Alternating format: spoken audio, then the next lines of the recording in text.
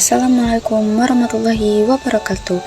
Halo teman-teman semua, perkenalkan nama saya Sarah Aulia Rusma. Saya ingin menjelaskan tentang sistem tenaga listrik, atau yang lebih spesifiknya saya ingin menjelaskan tentang pembangkit listrik tenaga bayu.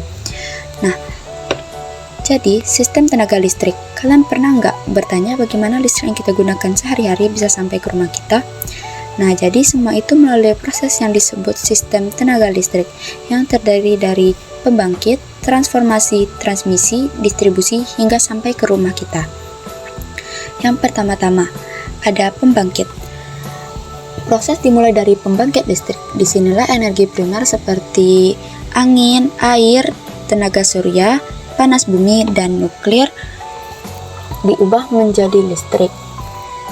Ada beberapa jenis pembangkit, misalnya PLTB pembangkit listrik tenaga bayu, PLTA pembangkit listrik tenaga air, PLTS pembangkit listrik tenaga surya, PLTP pembangkit listrik tenaga panas bumi, dan PLTN pembangkit listrik tenaga nuklir.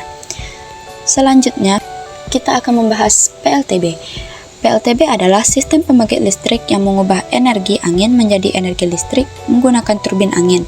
Angin akan memutar baling-baling turbin yang kemudian menggerakkan generator untuk menghasilkan listrik, menjadikan PLTB sebagai sumber energi terbarukan yang ramah lingkungan dan berkelanjutan.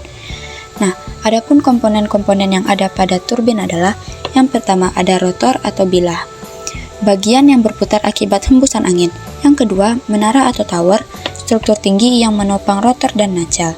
Yang ketiga, ada nacelle, rumah mesin yang terletak di puncak menara.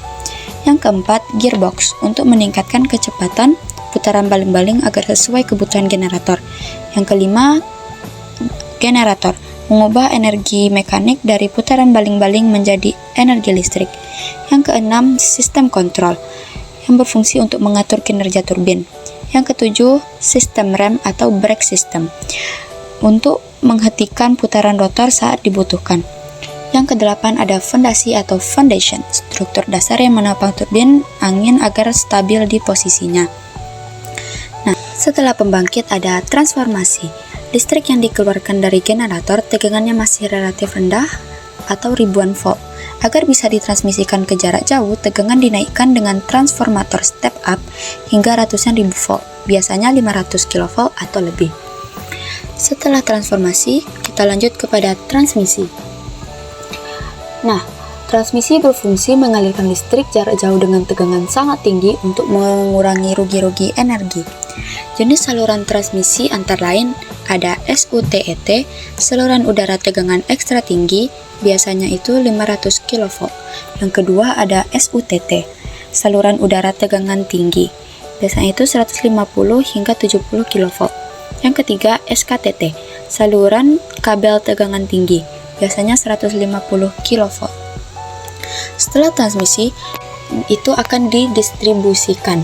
Setelah menempuh jarak jauh atau setelah sampai ke kota atau kawasan, tegangan diturunkan atau step down menjadi menengah, yaitu 20 kV.